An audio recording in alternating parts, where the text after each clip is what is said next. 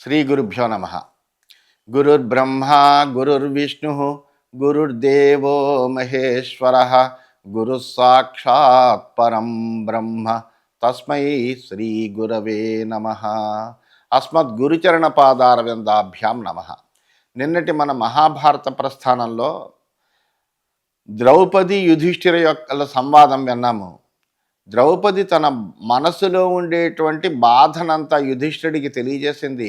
నువ్వు ఇట్లా ఉండడం కాదయ్యా, యుద్ధానికి వెళ్ళి మళ్ళీ మన రాజ్యాన్ని మనం సంపాదించుకోవడానికి తగినటువంటి ప్రయత్నం చెయ్యాలి అనే విధంగా పురుషకారాన్ని ప్రోత్సహిస్తూ చెబితే ధర్మరాజు అనేకములైనటువంటి నీతి వాక్యాలతోటి సహనం ఎంత గొప్పదో, ధర్మం ఎంత రక్షణీయమైనటువంటిదో, మనము అన్న సత్యవచనమై అన్న ప్రతిజ్ఞను పూర్తి చేయాలనేటువంటి విషయాన్ని తెలియజేస్తుంటే ఆ విషయానికి మరల ద్రౌపది తన యొక్క బాధని తెలియజేస్తూ మరింత యుద్ధం వైపే అభిముఖంగా మాట్లాడితే ఆ మాటలు కూడా విన్నటువంటి భీమసేనుడు కూడా ధర్మరాజుతోటి ఏమయ్యా, మనము ఇలాగా ఉండడం కంటే యుద్ధం చేసి మళ్ళీ తిరిగి మనం రాజ్యాన్ని పొందడమే శ్రేయస్కరము అనేటువంటి విషయంని ధర్మరాజుకు తెలియజేయాలనేటువంటి ఉద్దేశంతో మాట్లాడుతూ ఈ విధంగా మాట్లాడుతున్నాడు. మహారాజా, మిత్రులకి క్లేశాన్ని కలిగించేటువంటి ధర్మం ఏదైతే ఉందో అది వ్యసనం అవుతుందయ్యా. ధర్మము అది ధర్మం అవదు, ఎందుకంటే వ్యసనం అవుతుంది, కానీ కుధర్మం కూడా అవుతుంది. అందుకని సర్వథా ధర్మనిత్యంతు పురుషం ధర్మ దుర్బలం చజతస్తాత ధర్మార్థం ప్రేతం దుఃఖసుఖేయథ. మరణించినటువంటి వాడికి ఇంకా సుఖదుఖాలు లేనట్టుగానే ఎల్లప్పుడూ అన్ని అవస్థలలోనూ కూడా ధర్మమందే తాత్పర్యంతో ఉండి దుర్బలుడైనటువంటి వాడిని ధర్మార్థాలు రెండు విడిచిపెడతాయ్యా. అందువలన యస్య ధర్మో హి ధర్మార్థ క్లేశభాక్ నస పండిత నస ధర్మస్య వేదార్థం సూర్యస్యాంధ ప్రభామివ. కేవలము ధర్మం కోసమే ధర్మాన్ని అనుసరిస్తూ కష్టాలు పడుతూ ఉండడం అనేటువంటిది అంత తెలివైన పని కాదయ్యా. వాడిని బుద్ధిమంతుడని కూడా అన్నారు. ఎందుకంటే అంధుడు ఉంటాడు, వాడు సూర్యకాంతిని తెలుసుకోలేడు. చాలా ప్రకాశవంతమైనటువంటిది అయినప్పటికీ ఆ సూర్యకాంతిని అంధుడు తెలుసుకోలేనట్టుగానే అలాగే అతడు కూడా నిజంగా ధర్మం యొక్క అర్థాన్ని తెలుసుకోలేనటువంటి వాడు అవుతాడు. కేవలం ధర్మం కోసాన్ని ధర్మాన్ని అనుసరిస్తే కనుక యస్యచ అర్ధార్థమేవార్థ సచ నార్థస్య కోవిద రక్షేత భృతకోరణ్యే యథాగాస్తాదృగేవ సహ. ఎవడి యొక్క ఈ పురుషార్థాలన్నీ కూడా అటువంటివే. ఎవడైతే అర్థం కోసమే అర్థం సంపాదిస్తాడో అది కూడా వ్యర్థమేనయ్యా.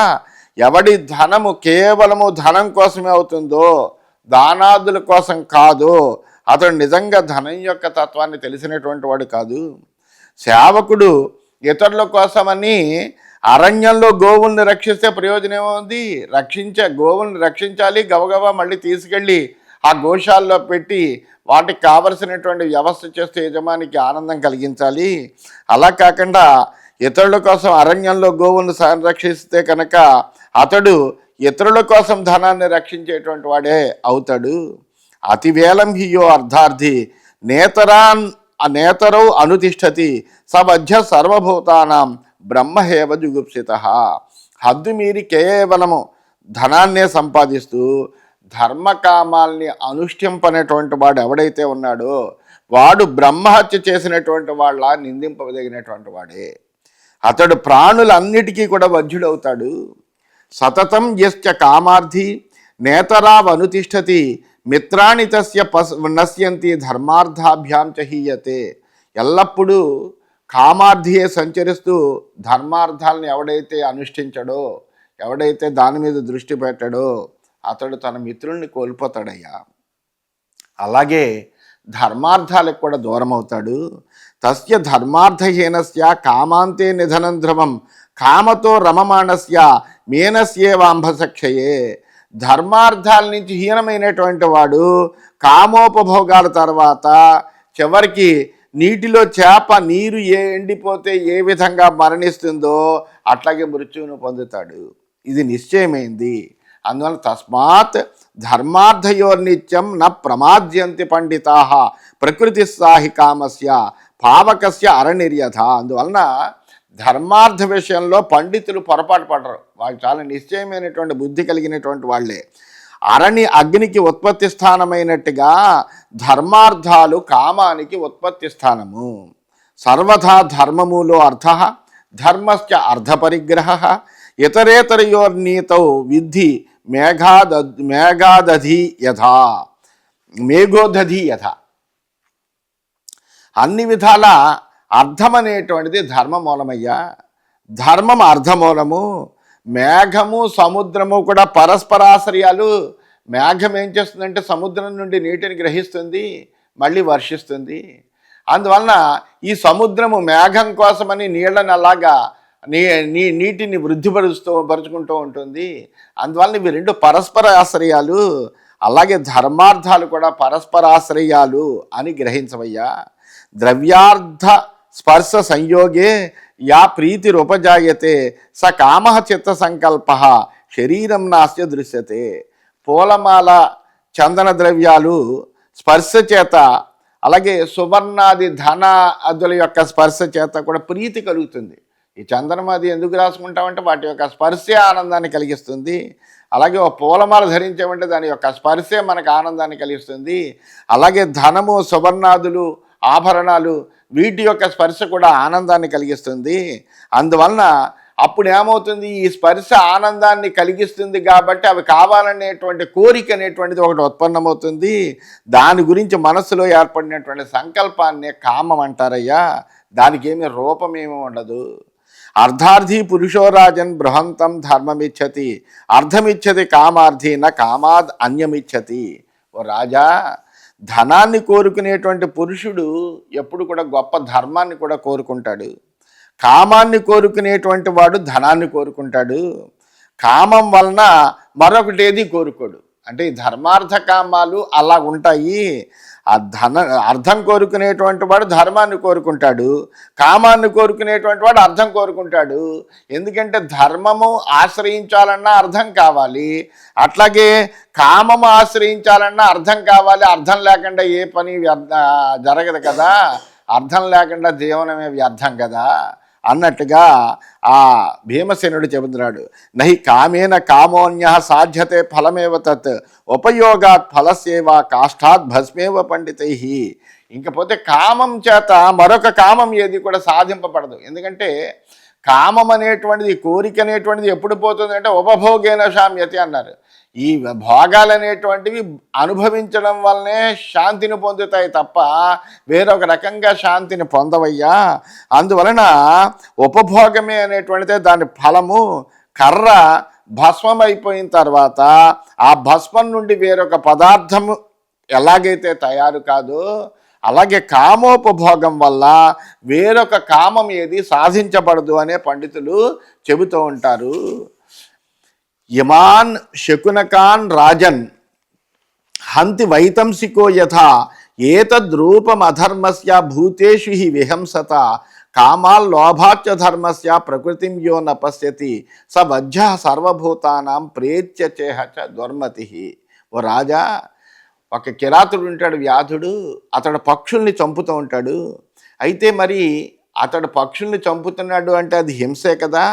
ఈ ప్రత్యేకమైనటువంటి హింస ఏదైతే ఉందో, అంటే పక్షుల్ని చంపడం అనేటువంటి కృత్యం ఏదైతే ఉందో అది అధర్మం యొక్క స్వరూపమే. ప్రాణుల పట్ల అహింస కలిగి ఉండడం అనేటువంటిది, అహింస కలిగి ఉండడం అనేటువంటిది ధర్మం. మరి హింస కలిగి ఉంటే కనుక అది ధర్మం, అది అధర్మమే కదా. కానీ లోభం వలన ఇతడేంటంటే ధర్మం యొక్క స్వభావం తెలుసుకోలేడు. ఎందుకంటే అతనికి పక్షులు కావాలి, ఆహారం కావాలి. అందువలన అతను పక్షుల్ని కొడతాడు. అందువలన ఏంటంటే వాడికి లోభం ఉన్నది దాని మీద. ఆ లోభం వల్ల ధర్మం యొక్క స్వభావాన్ని అతడు తెలుసుకోలేడు. అట్టి బుద్ధిహీనుడు ఎవడైతే ఉన్నాడో వాడు ఇహపరలోకాల్లో ప్రాణులన్నింటినీ కూడా చంపదగినటువంటి వాడు అవుతాడు. వ్యక్తం తే విదితే రాజన్ అర్ధో ద్రవ్య పరిగ్రహ ప్రకృతించాపి వేత్తాస్య వికృతించాపి భూయసీం. రాజా, ఈ విషయం నీకు బాగా తెలుసు. ధనం చేతనే మనము ఏ భోగ్య వస్తువులైనా సమకూర్చుకోగలం. ధనమూలం ఇదం జగత్. డబ్బు లేకపోతే ఏ విధమైనటువంటి భోగము ఉండదు, అందులో ఏమీ సందేహం లేదు. అందువలన ధనం చేతనే భోగ్య వస్తువుల్ని సమకూర్చుకోగలమనేటువంటి విషయం నీకు తెలుసు. ధనానికి కారణమైనటువంటిది ఏంటో కూడా నీకు తెలుసు. ధనం వలన పొందేటువంటి కార్యసిద్ధి ఏమిటో కూడా నీకు తెలుసు.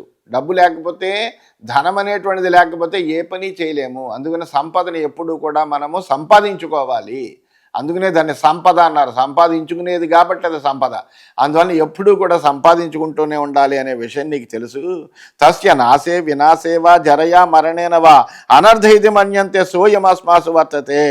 ధనం లేకపోయినా, ఉన్న ధనాన్ని కోల్పోయినా, స్త్రీ మొన్నగు ధనం జరామరణాలచే నశించినా అట్టి మనుష్యుడి యొక్క దశ అనర్థమని భావిస్తారు. అతడి వలన ప్రయోజనం లేదని భావిస్తారు. ప్రస్తుతము ఆ స్థితిలో మనం అందరం ఉన్నామయ్యా.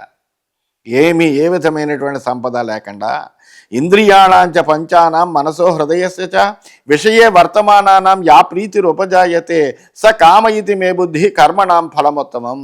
5 ఇంద్రియాలకి కూడా మనోబుద్ధులు ఆయా విషయాల్లో ప్రవర్తించేటప్పుడు కలిగేటువంటి ప్రీతి ఏదైతే ఉందో, అంటే ఇంద్రియములకు కలిగేటువంటి ప్రీతి, ఆ ఇంద్రియములకు కలిగేటువంటి ప్రీతి ఎలా కలుగుతుంది? మనస్సు, బుద్ధి ఈ కారణాలుగా కలుగుతూ ఉంటుంది. అందువలన వీటి వలన కలిగేటువంటి ప్రీతి ఏదైతే ఉంటుందో, ఇష్టం ఏదైతే ఉంటుందో దాన్నే కామం అంటారని నా అభిప్రాయం అయ్యా. అది కర్మలకు ఉత్తమమైనటువంటి ఫలం. ఎందుకంటే కామము అనేటువంటిది కలిగితే కదా దాన్ని సంపాదించుకోవడానికి ప్రయత్నం అనేటువంటిది జరుగుతుంది. అది లేకపోతే ఎటువంటి కోరిక లేనటువంటి వాడికి ప్రయత్నం ఏముంటుంది? ఉండనే ఉండదు.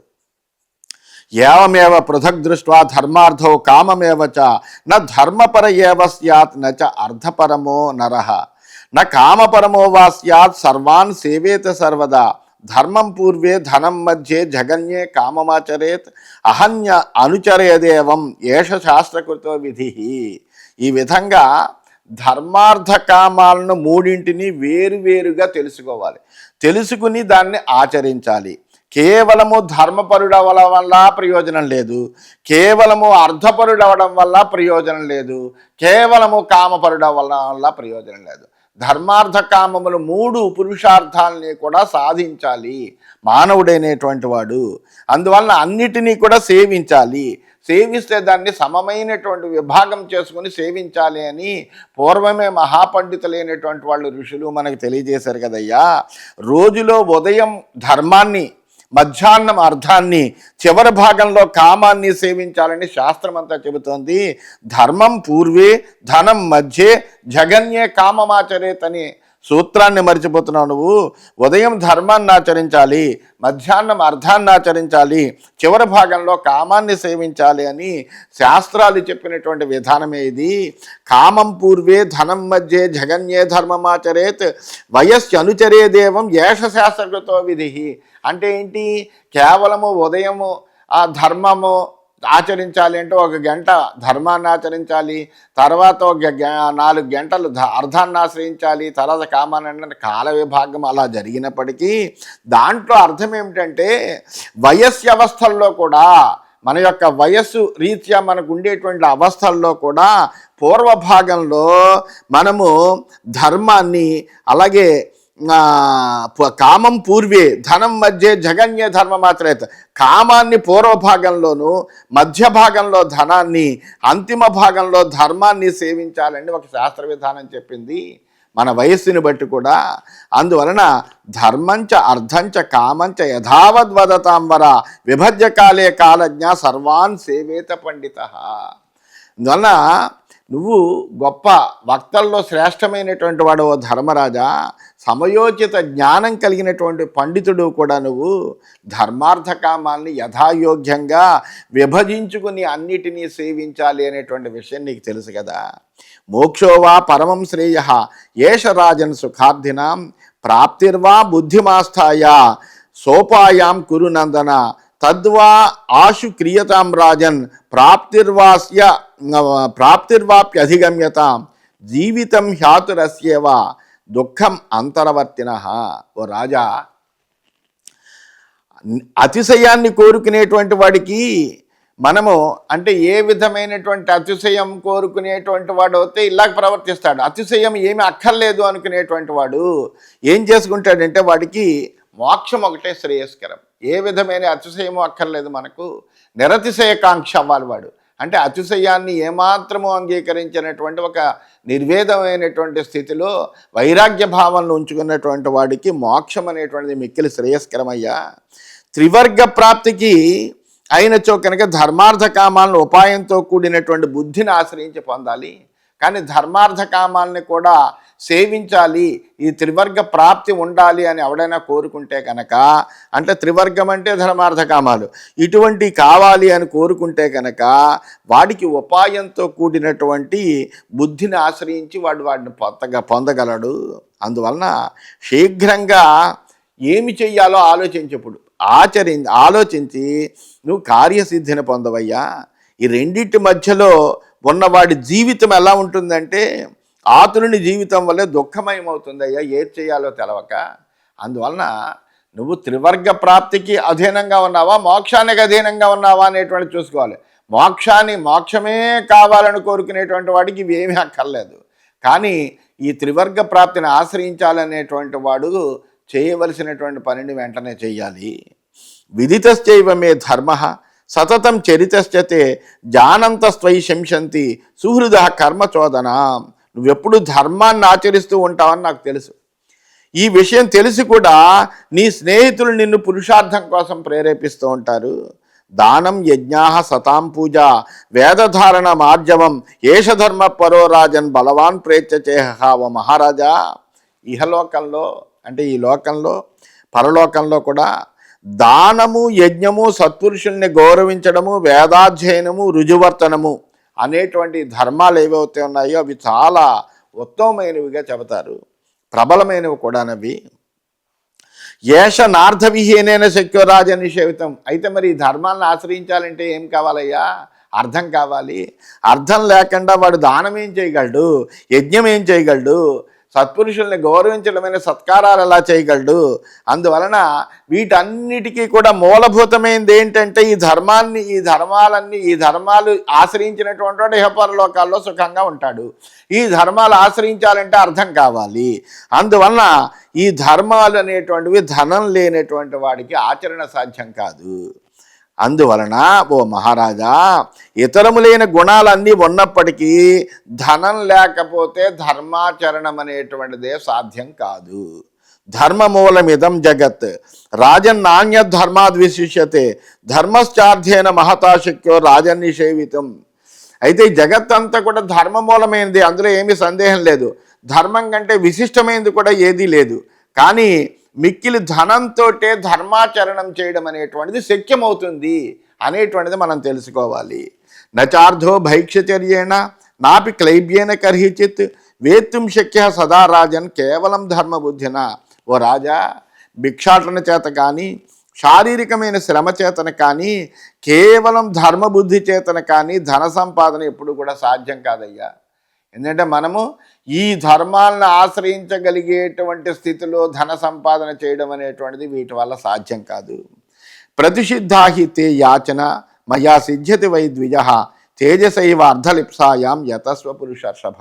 అందువలన ఓ మహారాజా, బ్రాహ్మణుడికి యాచన చేతన కార్యసిద్ధి జరుగుతుందయ్యా. ఎందుకంటే వాడు సంతృప్తి చెందుతాడు, తనకు ఉన్నటువంటి దాంతో ఏదో తన కాలక్షేపం చేసుకోవాలని. ఆయన దొరికినటువంటి దాంతో సంతృప్తి చెందేటువంటి వాడు ఎప్పుడు కూడా బ్రాహ్మణుడు అవుతాడు. అందువలన యాచన చేత అతనికి కార్యసిద్ధి జరుగుతుంది.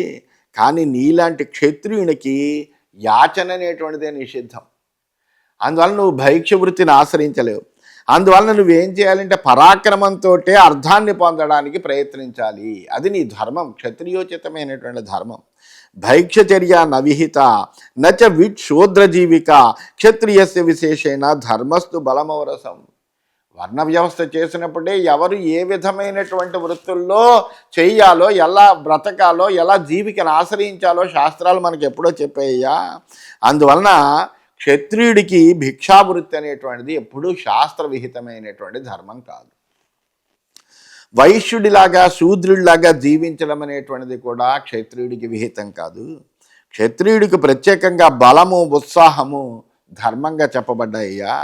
స్వధర్మం ప్రతిపద్యస్వ జై శత్రున్ సమాగతాన్ ధాత్రరాష్ట్ర వనం పార్థ మయా పార్థేన నాశయ. అందువలన ఓ కుంతిపుత్ర యుధిష్ఠిర, నీ యొక్క ధర్మాన్ని ఆశ్రయించు. నీ యొక్క ధర్మం అంటే క్షత్రియోచితమైనటువంటి ధర్మాన్ని ఆశ్రయించు. నీ మీదకి వచ్చినటువంటి శత్రువుల్ని సంహరించు. నేను అర్జునుడు అనేటువంటి మేమిద్దరము కూడా నీకు సహాయకులుగా అలాగ ఉన్నాము. అందువల్ల నా ద్వారా అర్జునుడి ద్వారా ఈ ధార్తరాష్ట్ర వనాన్ని నాశనం చేయవయ్యా. ఉదారమేవ విద్వాంస ధర్మం ప్రాహుర్మనీషిణ ఉదారం ప్రతిపద్యస్య నావరే స్థాతుమర్హసి. విద్వాంసులైనటువంటి గొప్ప గొప్ప సజ్జనులందరూ కూడా దానశీలాన్ని ధర్మంగా చెప్పారు. అందువలన అటువంటి దానశీలాన్ని నువ్వు పొందు. నువ్వు ఇటువంటి దయనీయమైనటువంటి స్థితిలో ఉండడం అనేటువంటిది నీకు తగదు. మేము కూడా అది చూస్తూ ఉండలేమయ్యా. రాజా, సనాతనమైనటువంటి ధర్మాలన్నీ కూడా నీకు తెలుసు. నువ్వు కఠోరమైనటువంటి కర్మలు చేసేటువంటి ఒక క్షత్రియ కులంలో పుట్టేవయ్యా. క్షత్రియ జాతికి జనులందరూ కూడా భయపడుతూ ఉంటారు. అందువలన నువ్వు నీ ఆభిజాత్యాన్ని కర్తవ్యాన్ని కూడా తప్పనిసరిగా గుర్తించవయ్యా. ప్రజాపాలన సంభూతం ఫలం తవ న గర్హితం ఏషతే విహితో రాజన్ ధాత్రా ధర్మ సనాతన. ప్రజాపాలన ధర్మం వలన పొందినటువంటి ఫలం ఏదైతే ఉందో అది నీకు గర్హించదగినటువంటిది ఏం కాదు. ఎందుకంటే నువ్వు రాజువి. ఆ రాజువు కాబట్టి నువ్వు ప్రజాపాలన చెయ్యాలి. దానివల్ల నువ్వు ఆ ఫలాన్ని పొందాలి. ఇది ఈశ్వరుడి చేత నీకు విహితమైనటువంటి సనాతనమైనటువంటి ధర్మమయ్యా. తస్మాత్ అపచిత పార్థ లోకే హాస్యం గమిష్యసి స్వధర్మాధ్య మనుష్యాణం చలనం న ప్రశస్యతే. కాబట్టి ధర్మరాజా, ఈ ధర్మాన్ని నుండి తప్పుకోవడం వలన లోకంలో నువ్వు కీర్తిని పొందవు, అపహాస్యాన్ని పొందుతావు. మానవులకు స్వధర్మాన్ని విడవడం ప్రశంసించబడేటువంటి విషయం కాదు. ఎప్పుడూ కూడా తన ధర్మాన్ని ఎప్పుడూ కూడా మానవులైనటువంటి వాళ్ళు విడిచిపెట్టకూడదు. సక్షాత్రం హృదయం కృత్వా త్యక్త్వేదం శిథిలం మనః వీర్యమాస్థాయ కౌరవ్య ధురముద్వహ ధుర్యవత్. కాబట్టి కురునందన, హృదయాన్ని నువ్వు క్షత్రియోచితమైనటువంటి ఉత్సాహంతో నింపు. ఈ శిథిలమైనటువంటి మనస్సును విడిచిపెట్టు. పరాక్రమాన్ని ఆశ్రయించు. దురంధరుడైనటువంటి ఒక పురుషుల్లాగా యుద్ధ భారాన్ని వహించవయ్యా. నహి కేవల ధర్మాత్మ పృథివీం జాతు కశ్చన పార్థివో వ్యజయత్ రాజన్ న భూతిం న పునఃశ్రియం. ఓ మహారాజా, కేవలము ధర్మాత్ముడైనటువంటి పార్థివుడు ఎవ్వడూ కూడా ఈ పృథివిని జయించలేదు. ఐశ్వర్యాన్ని కానీ రాజ్యలక్ష్మిని కానీ పొందలేదు. కేవలము ధర్మాన్ని ఆశ్రయించినటువంటి వాడు. జిహ్వాం దత్వా బహూనాం హి క్షుద్రాణం లబ్ధచేతసాం నికృత్య లభతే రాజ్యం ఆహారమివ శల్యక. వేటగాడు ఏం చేస్తాడు? దానికి ఒక ఎర చూపిస్తాడు. తాను దేన్నైతే సంహరించాలనుకుంటాడో ఆ మృగాన్ని వేటాడేటువంటి వాడు ఆ మృగానికి సంబంధించిన ఒక ఎర చూపిస్తాడు. అప్పుడు ఆ మృగాన్ని మోసంతో పట్టుకుంటాడు.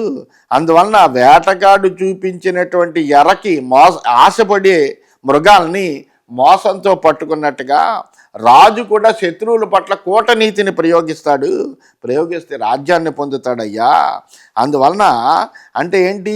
భేదోపాయంతో శత్రువుల్ని జయించాలి అనేటువంటిది ప్రాచీనులైనటువంటి వాళ్ళ అభిప్రాయం కూడా ఉంది కదా.